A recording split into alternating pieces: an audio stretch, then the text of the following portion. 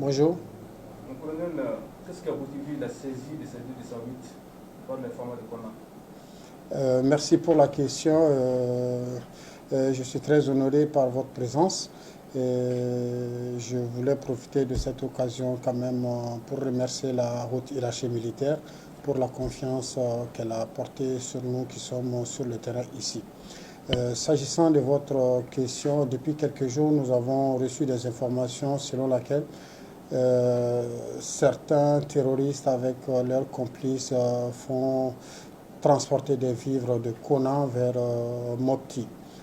Ce qui pour nous quand même constitue un grand danger parce que c'est à travers ces vivres, à travers ces matériels que ces terroristes continuent à troubler la quiétude de la population de Mopti.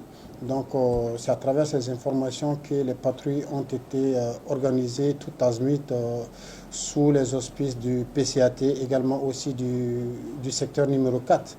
Et Dieu faisant bien les choses, hier lors d'une patrouille, il y a les deux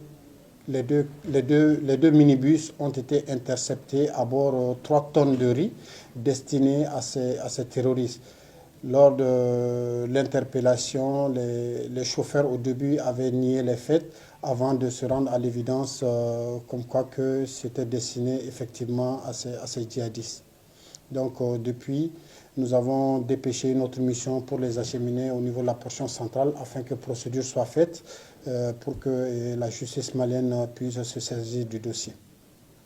Donc, colonel, quel appel avez-vous à lancer à l'ensemble des populations en général et en particulier à celle de la région de Sibali, de Mopti? Merci bien. Comme vous l'avez dit, on ne peut pas parler de forces de défense et de sécurité sans la population parce que nous sommes ici sur le terrain pour la population. S'il n'y a pas de population, il n'y a pas de force. S'il n'y a pas de force, il n'y a pas de pays. Et je pense que nous constituons vraiment un tout.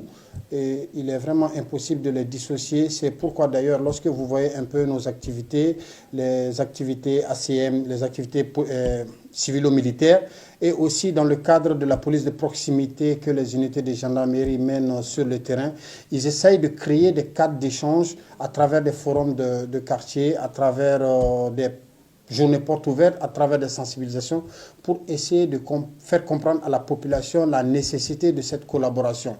Et déjà ces informations quand même dont le fruit nous réunit ce matin, nous montre à plus d'un titre que la population collabore vraiment. Et je pense que si la population continue toujours à collaborer ensemble, nous allons quand même relever le défi qui est de sécuriser de façon générale le Mali et particulièrement la région de Mopti.